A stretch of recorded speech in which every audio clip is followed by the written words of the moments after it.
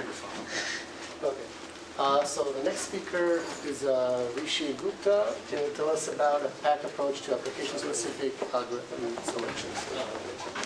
Just make sure it's fully deployed. Oh, yeah. Don't step on it. No, just into the laptop.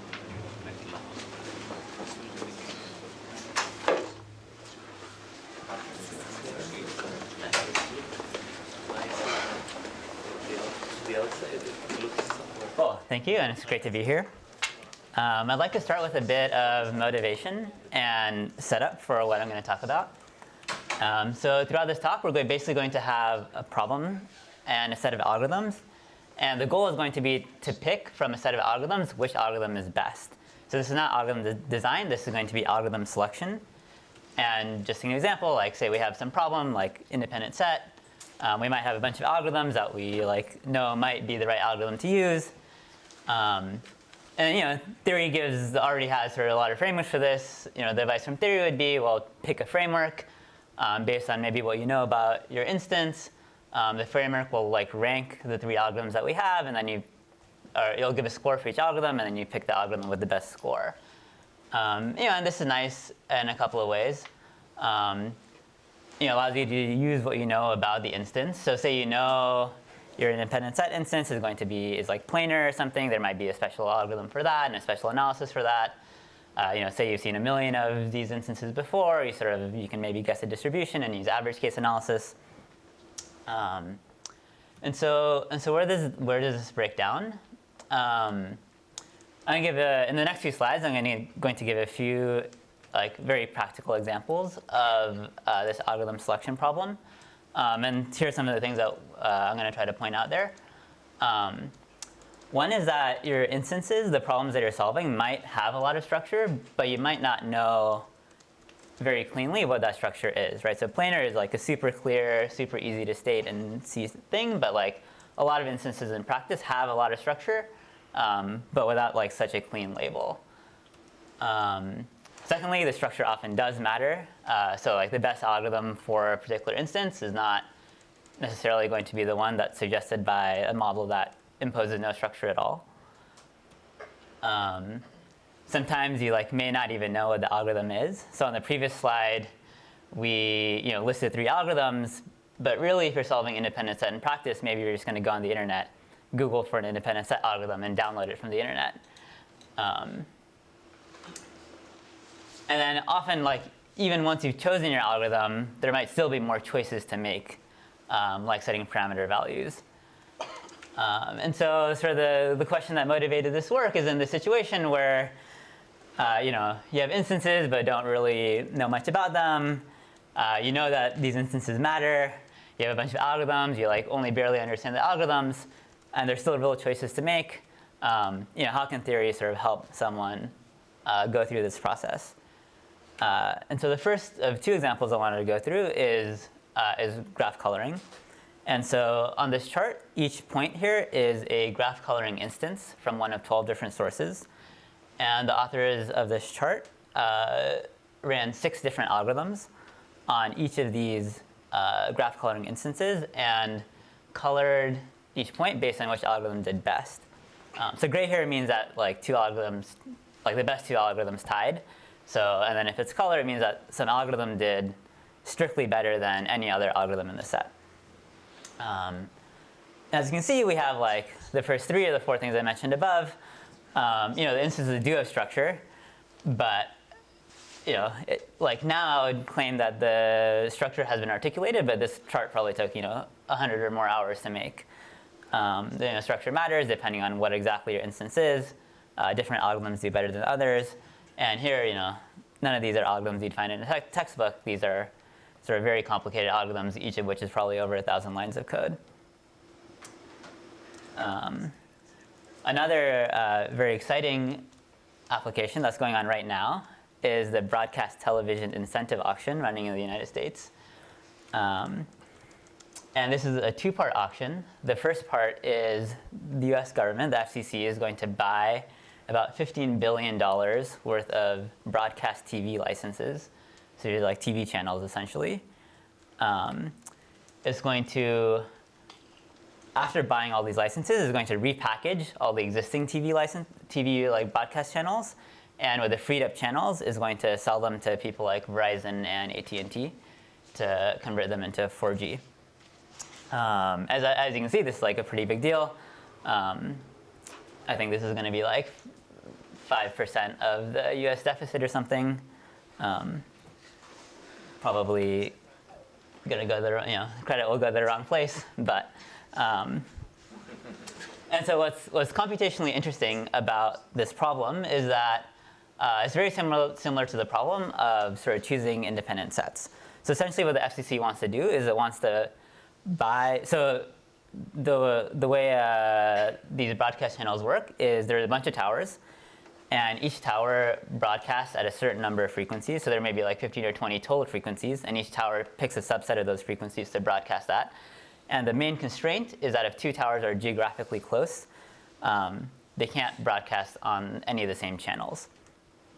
And so the goal here is basically at the end of stage 1 of the auction, the buy phase, the FCC will now own a certain number of channels in each tower. And then it's basically going to convert, so it might have like 4 from tower A and 5 from tower B and 6 from tower C and so on. And it's going to convert those into independent sets. And each independent set is going to turn into a new 4G frequency. And then everyone else is going to essentially be repackaged into like a fewer number of channels. Yeah?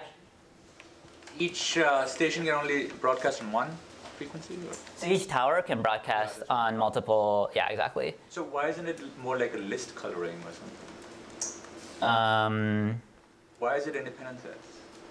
Well, yeah, I guess it's closer to, it's more like a packing problem on the other end, where... Isn't it list coloring? So every tower has a multi-set, right? Or like a set of frequencies.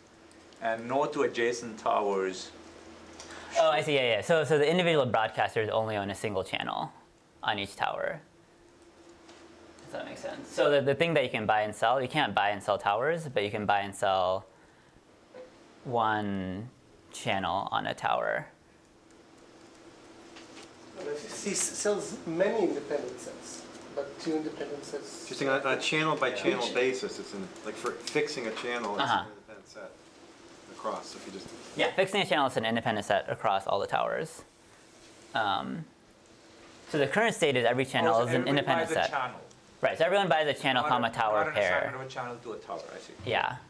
Well, no, people buy channel, comma, tower pairs, but the reassignment here, so the current state is there's like 20 independent sets, basically, and the FCC is going to buy sort of tower, comma, channel pairs, and then sort of relabel everything to like separate out into like 4G channels and broadcast channels. I see.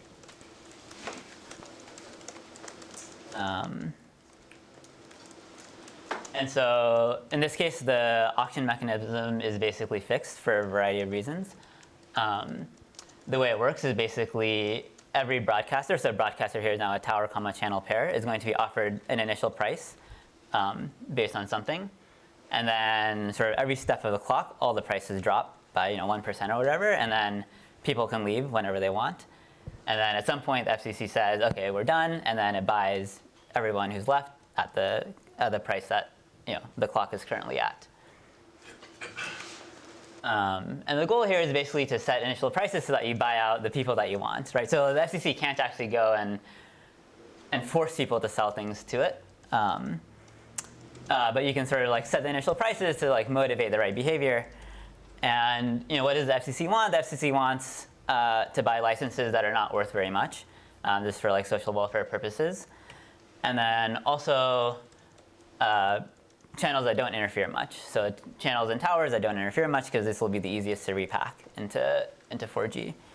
And here we see an example of the last thing that I mentioned, where like even once we have the algorithm and we basically even know like what we want to trade off, it's not really clear how once to trade off sort of like how much to trade off the first value of like social welfare versus like the second thing of sort of getting a lot of independent sets. So question. I'm not sure, I mean, maybe the phrasing isn't quite clear. Yeah. How does it work, the reverse auction interface? So the way to What is offered and, Yeah, so basically every single broadcaster is offered a price in advance, a starting not price. same price? No, a different price. Yeah, so every Who decides that? the FCC. So that's right. So that's where Are allowed to the discriminate, price discriminate? well, I'll tell you how they chose it. But yeah, if it's not Different buyers are offered different prices? For the different same- sellers. Different sellers are offered.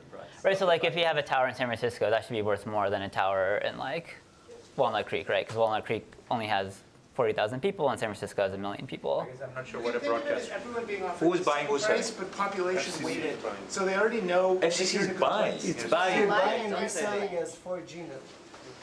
It's buying the towers first. Got it. Oh, yeah, I should start. Yeah, so this is actually only the buying phase. I should have been clear. So this is only the buying phase, and they run sort of separately. First you buy, then you repack, and then you sell. And you're not talking about the second I'm one? not going to talk about Oh, the it's selling about phase. buying. Yeah. It's a good clarification. Right, and the question is, what should the initial price be? And so, one suggestion is you could offer basically just directly proportional to population. So now there's no independent set or anything? So one Setup of the- after the FCC has bought a bunch of stuff, it's going to form those into independent sets. But that's not what this talks about. Well, so the FCC's goal is basically to buy the right things, right? I see. So the ultimate goal is doing But that. the ultimate goal of the FCC is to buy things that are both not valuable currently to broadcasters, and that also will strategically end up in a good number of independent sets. And so exactly. And so the question here is like, for the FCC, how do you make this trade-off? And so they decided that there's going to be a trade-off of the form v times like c to some exponent.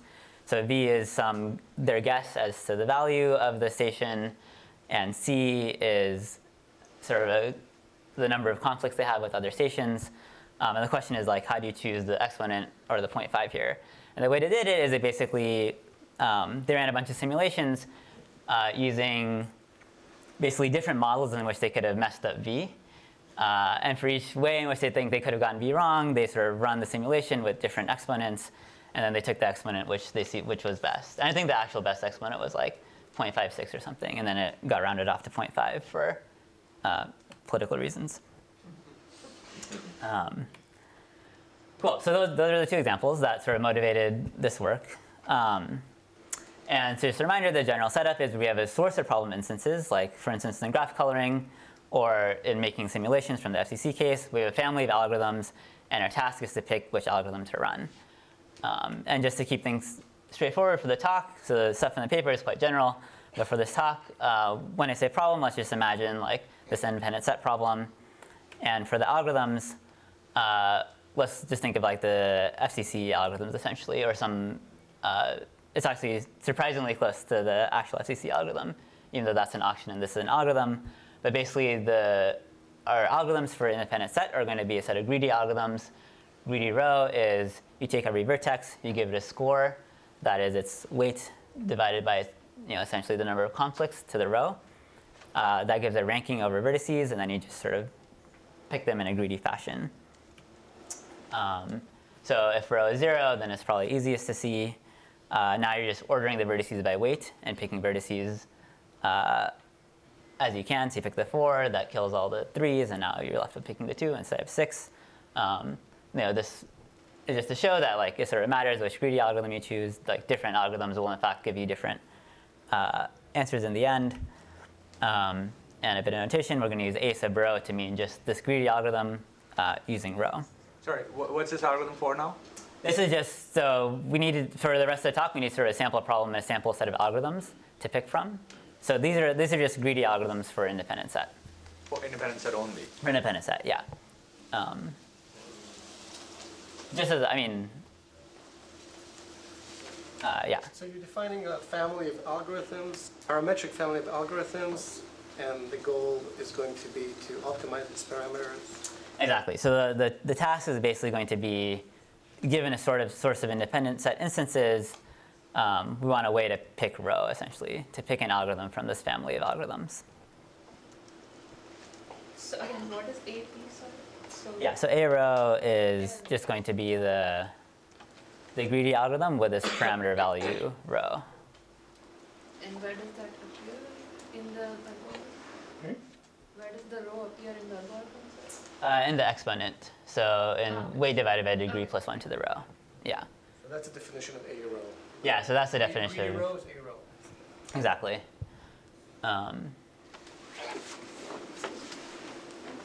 Yeah. Cool. And so, sort of the main contribution of this work is sort of is two models for sort of thinking about this problem. One is sort of inspired by online learning, and the other one is inspired by PAC learning. And I think one of the strengths of this is, even though this is sort of like a problem that's not necessarily looked at in algorithms, like algorithm selection, hopefully the theory will feel at least somewhat familiar. Okay, any questions so far before I get into the models?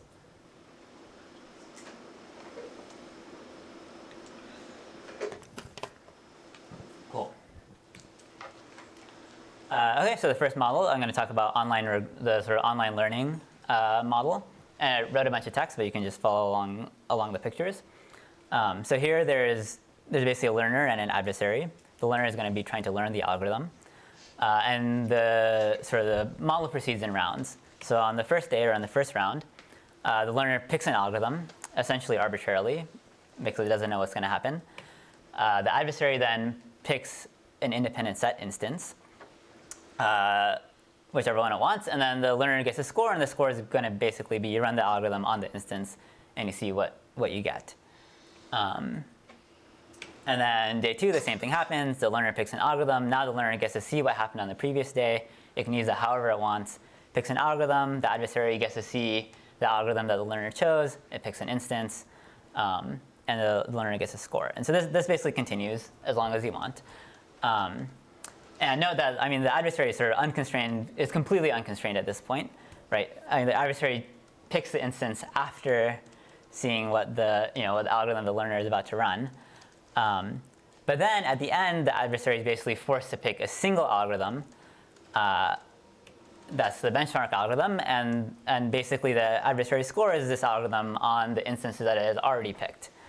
And then the sort of score of the learner is essentially, which is called regret, is the average sort of difference between what the learner got and what the adversary got. Right? So the adversary can do basically whatever it wants, but it has to sort of have in the back of its mind a single algorithm that it's going to perform well against.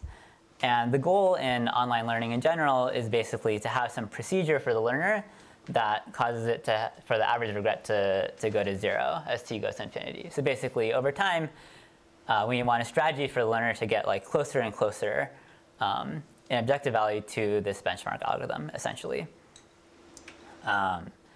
And just to note, like I've not talked about any computational restrictions so far. It's not a part of the actual model, and then just some technical conditions. Sorry, what was the payoff The payoff, so for the learner, or in this setting? the payoff is basically so basically there's a bunch of instances that adversary has chosen, and then the learner has a bunch of algorithms that's chosen. So it runs the algorithm on the ith algorithm on the ith instance, And what's the payoff? and then the adversary runs its algorithm, and then the difference between those scores. So what's the score? What? Is the score solution quality right? Solution quality. Okay. Yeah, so like the number, the total weight of Size of the independent set. the size of the independent set. Yeah. So difference between, so The adversary will basically get some independent set, and the learner will get some independent set on each day. An adversary gets the best, or what does he get? So the adversary has chosen some benchmark algorithm, Okay. and so the learner's algorithm and the adversary's algorithm will both result in some independent set with some weight, and then just the difference between those is it's like a negative score. And the goal is for that to go to 0 over time, basically. Sort of weird. I mean, we don't know what's the benchmark algorithm. We know it. So best in hindsight, isn't that what? It's the Yeah. usual, You're going to use best in hindsight. Yeah. the usual bandit setting. Yeah, so so everything I've said so far is sort of the standard online learning framework. Okay. So there's no benchmark. It's just best in hindsight. Yeah. I guess we're calling it benchmark, but yeah, best in hindsight is. Yeah, that's exactly that's all I mean. Yeah. Yeah, and in fact, maybe to make it even more explicit, so in the normal learning from experts model, there are a bunch of experts. So here our algorithms are the experts. In the normal sort of online learning model, the adversary gets to declare an arbitrary cost vector on each round. And here, slightly weaker, the adversary gets to choose an arbitrary instance, and the instance sort of induces this cost vector. So that's the main difference. And so there's a standard technique for online learning problems, multiplicative weights, and so it's sort of natural first thing to try. It turns out not to work for a couple of reasons. Sort of a not that important reason is that there's an infinite number of experts. So multiplicative weights traditionally, there's like an n, a number of experts, and you have bounds in terms of n. But there's sort of a number of ways around that, including often you take like an epsilon out of the experts or so on. So the more serious problem is actually that our cost vector is not well behaved. So in sort of settings where you can sort of turn an infinite set of experts into a sort of finite subset, I sort of need the property that like experts that are close by to each other sort of perform similarly. And that is like very much not the case here. You could have sort of two algorithms like an A 0.51 and an A sub 0.511, and those could just have sort of arbitrarily different behavior. And so it's not clear how you could sort of form an epsilon net essentially of your experts. And in fact, so the first sort of quick result I'm going to talk about from our paper is that it is in fact not possible to get no regret. And just to give like a quick feel of why this is the case, basically the adversary can choose independent set instances such that the sort of cost vector has an arbitrary square function essentially. So the instances sort of look like this, and basically you can sort of choose the weights on A, B, and C such that sort of there's like this precise row at which you can choose this as that all the weight is on B, and then you can sort of pick the weights such that there's like this precise row at which you get all of B, and if row is too small, then you like pick all of A first, and that kills off B, and if row is too big, you like pick C first, and that kills off all of B as well. And so the strategy for the adversary is basically on day one, you sort of pick some row star, you keep it in the back of your head, you pick some square around row star, and then on each day you sort of shrink that square by like a factor of n or something. And so the learner, even if it knows exactly what happened on the first I days, even if it knows exactly what the adversary is trying to do, there's sort of no way for the learner to guess where to go on the I plus first day. Yep. So when you say not possible, do you mean not possible sort of in a model where the feedback you get is just like the costs and you have to use one of these particular algorithms, or not possible even if, like maybe I have a totally different algorithm that guarantees... Yeah, like info theoretically not possible. As well as, like, couldn't I maybe, have a polynomial time algorithm that any instance will do as well as the best row for reading, even if my algorithm... Yeah, so this I just mean like there's not enough information for the learner to do basically anything. Right, so like on this day, let's say the learner knows that so the learner is basically trying to guess row star in some sense. But why do I have to guess row star? So is your model that I'm no, sorry. required to use? Yeah, that's right. The learner only has to guess something sort of in this range. So you're not allowed to use any other algorithm for independent set, only this particular class. Oh, I see. So it's like a Proper learning, you don't allow improper learning. Well, you don't see the right that. Okay, so you don't see the graph. Right, you don't see the graph Okay, until. just see the costs. You just see the costs. Well, you see the graph after you guess. Right, so you choose an algorithm, then the adversary picks the graph.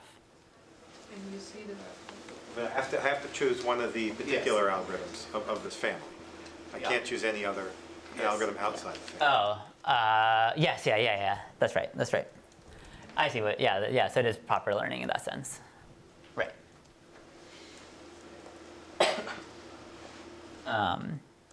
Okay, so, but I probably wouldn't have started on this direction if we didn't have positive results.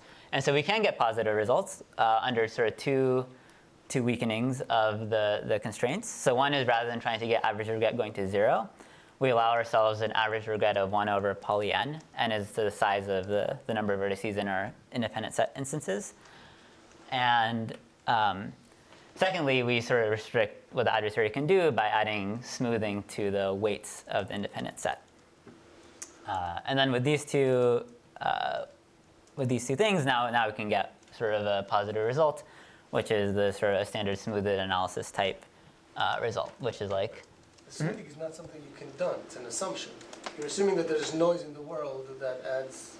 Yeah, either there's noise in the world, or we can add it to that. I mean, there's some process. So the adversary basically gets to pick its instance, and then some noise is added to whatever the adversary picks. And yeah, one can think of it as noise in the world, or as, yeah.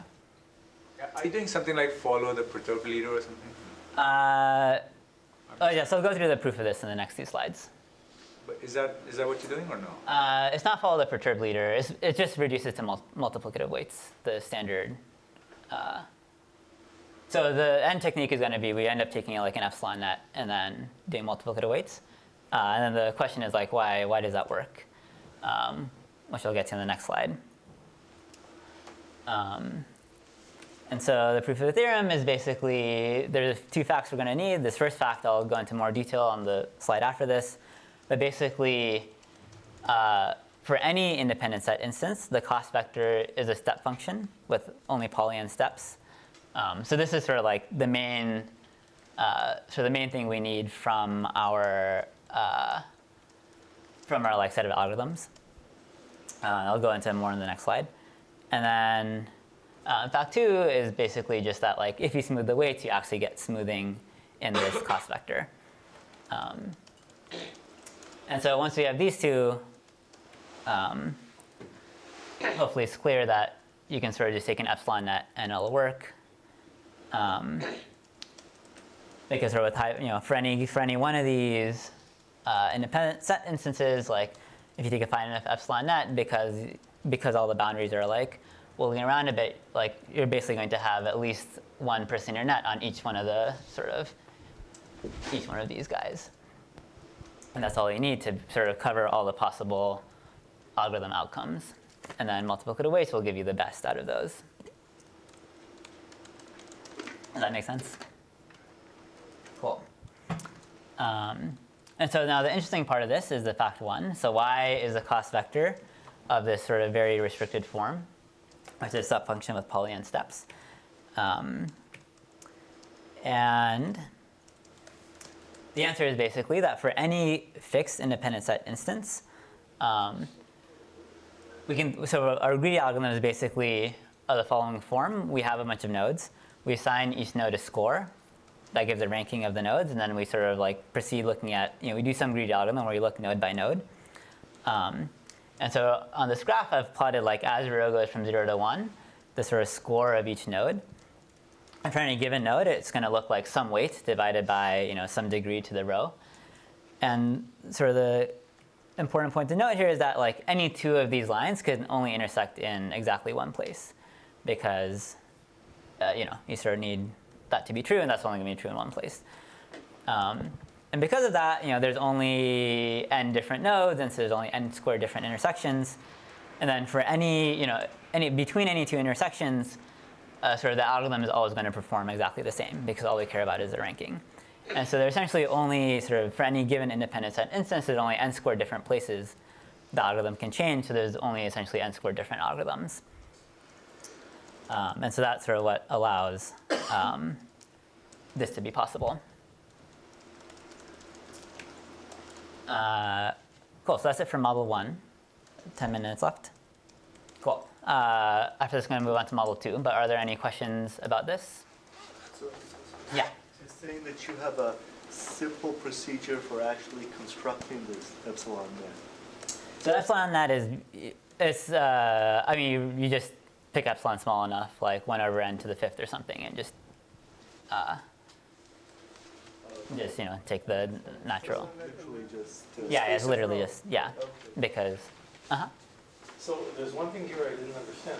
Are you running the algorithm with all the rows in the epsilon net on every instance? Yeah. So the actual. Okay. Why can't you just keep doing that forever? Instead of learning anything, just pick the best row for the instance? Well, so you have to pick the row before you see the instance, is a tricky part of online learning. Practice. No, but in practice, why don't you just run all the instances of the algorithm in parallel and pick the best? This is an optimization problem, so just pick the best result. It's an adversarial He wanted the sequence. proper algorithm, yours is not proper, but it makes sense. Right? Okay.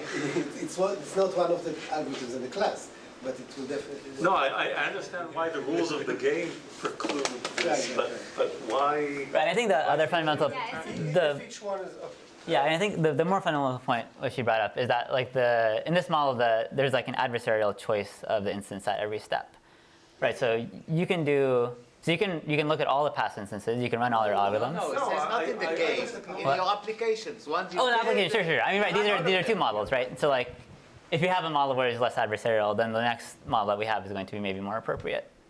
No, not because of adversary or anything, but it Yeah. says if in the training stage you have for each one of the instances enough time to run all the enter the fifth algorithm, then also when the real instance comes to you in real life, you have time to run all enter the fifth. You don't, and then pick just the best answer.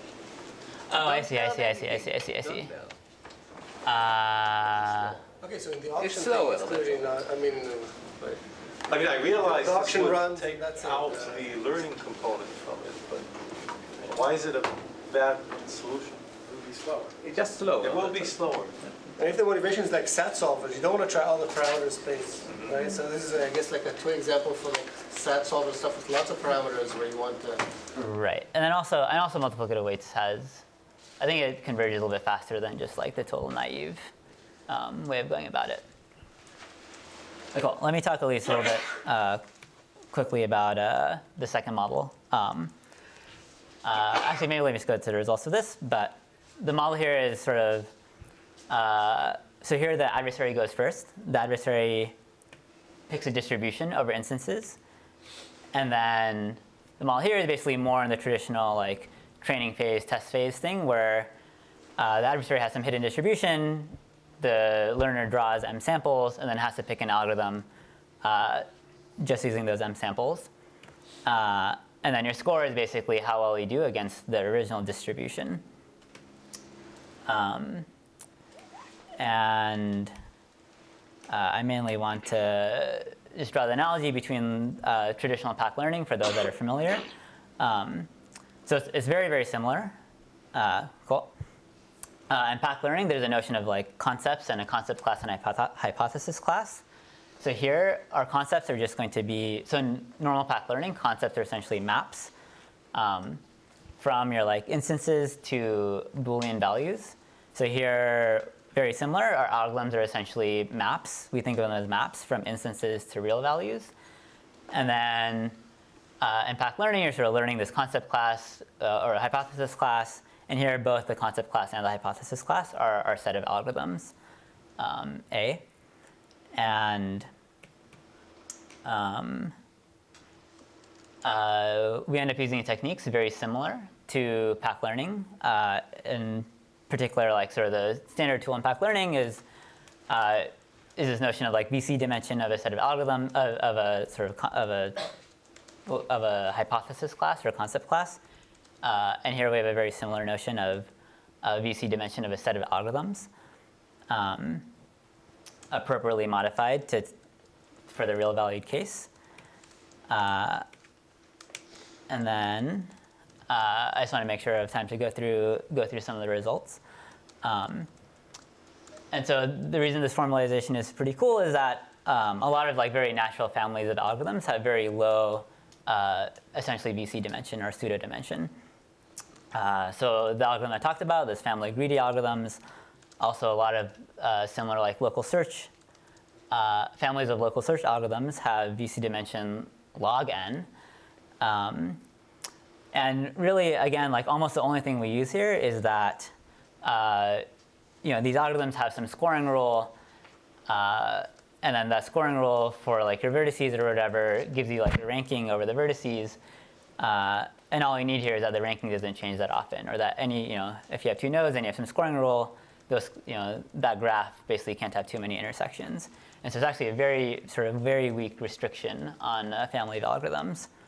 So the algorithm that you were describing before was sort of a single parameter algorithm. Yes. Right? Are these other ones also? Yeah, so if you have like k parameters, you get another k in here. So it'd be like k log n.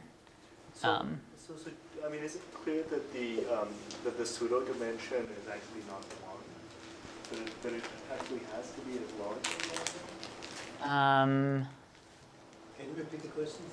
I mean, is there actually a lower bound of this? I've not thought about it. It'd be very surprising if it were just one, because like there's always a learning algorithm that's exponential in D. And so that would also imply a learning algorithm that only had to look at like order of one samples. Yeah, not thought about it concretely, but I'd be very surprised if there was something less than log n. Doesn't something less than log n just mean that there's one algorithm that's the best on your distribution? Is that the way to interpret it? If it were actually one. Well, I mean, a lot of learning problems, if there's just one parameter, you often expect the VC dimension to be one, And so I'm just wondering, why for, The function is a step, it's like... Yeah. I think we should continue. Okay. So maybe I should finish and then we should... That's good. But yeah, but I think that's the reason. Yeah, the fact that there's like order, like poly steps suggests that it'd be very surprising to be less than log n. Connection to the previous talk. So reinterpretation of part of, so in their self-improving algorithms, they're basically sort of two parts to it. One is that they have a set of algorithms that provably, like the best algorithm of their set works really well. And then also they're able to learn it efficiently. And so just like restating the second part of that in this framework gives you a VC dimension bound of n to the 1 plus c. We also have an example of gradient descent, where you have a family of convex functions and you're trying to pick a good step size for gradient descent. And again, and also in this model, we don't, like computational aspects are not a part of the model. But for all examples that we have in the paper in here, there are in fact like polynomial time algorithms. Cool, and I think maybe I'll just leave this up and end.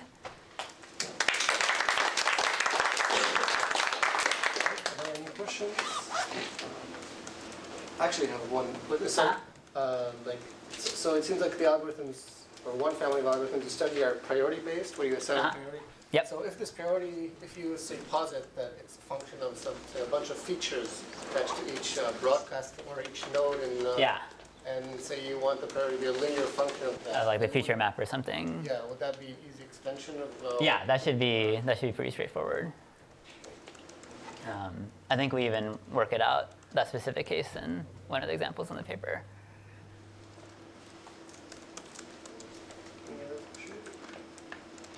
Okay, so thank Rishi again, and please be back by